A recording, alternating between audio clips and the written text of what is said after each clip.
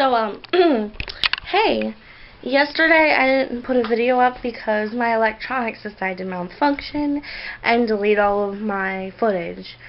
So, I'll try and have a video up today. I don't know if I'm going to be getting very much footage because I may or may not be hanging out with my sister or my boyfriend. Depends on who responds first. Well, who knows? So I ended up hanging out with my sister today, and I didn't do any filming because she would have thought I was crazy for talking to a camera. Wouldn't you? But I'm hanging out with my boyfriend tomorrow, thankfully. It took me about an hour argument and 2 phone calls to finally get him to tell his parents that we're dating. Go figure.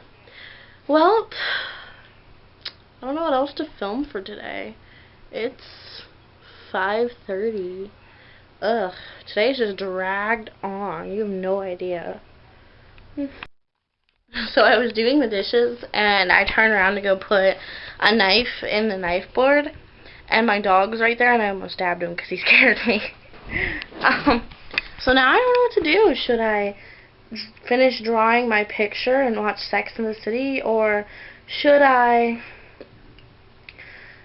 just read Around the World in 80 Days? I don't know. Or maybe spend time with my family. I don't do that at all. Decisions. Oh, it's gonna rain.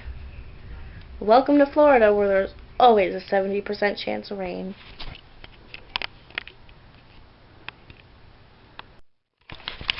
So instead of doing all those things I listed before, I ended up watching this movie that everyone on Facebook was talking about, and it's called Megan is Missing. Basically, it was made in like the 2008, around 2010, sometime like that. I'm not sure.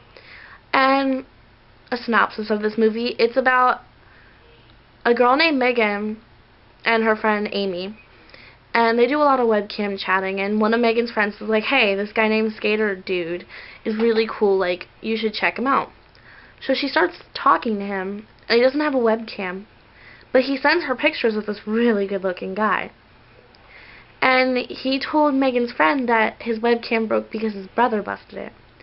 Well, he told Megan that his dog chewed it, which I thought was weird. I was like, this douchebag has to be the bad part of this movie. Well, Megan goes and meets up with this guy, and he abducts her, basically. And it's not Josh, the good-looking guy in the picture, some weird old dude.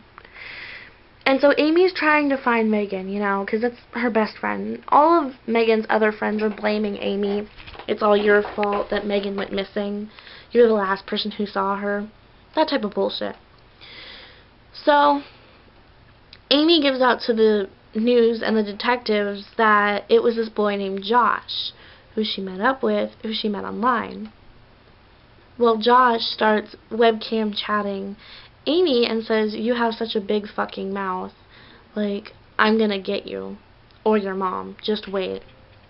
So he abducts Amy, and he rapes her, and then, like, a lot of this weird stuff happens. Like, he embarrasses her. He videotapes all of this and leaves the evidence for the cops.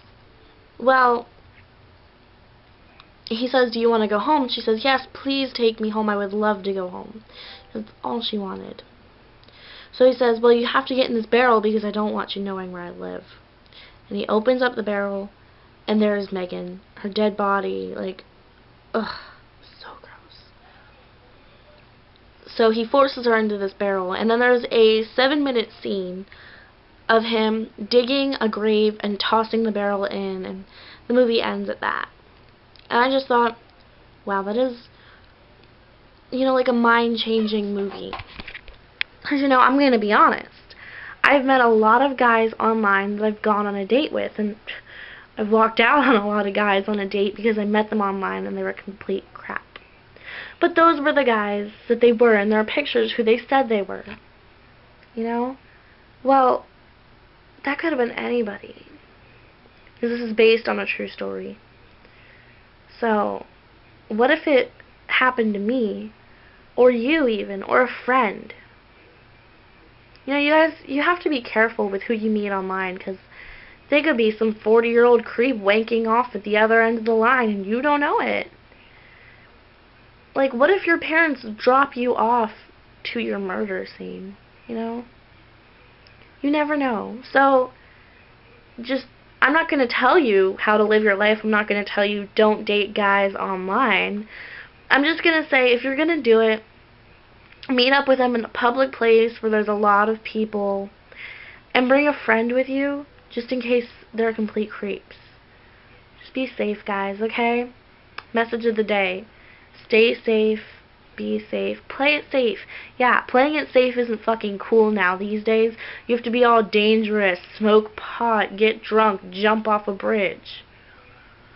You don't see me doing that shit, so why should anyone else do it? It's stupid. And meeting people who you don't know their true identity. It's very stupid. Stick to the people that you know, even if they're douchebags. I'm not saying date the douchebags, I'm saying just stick to people that you know. Be safe. Okay? Bye.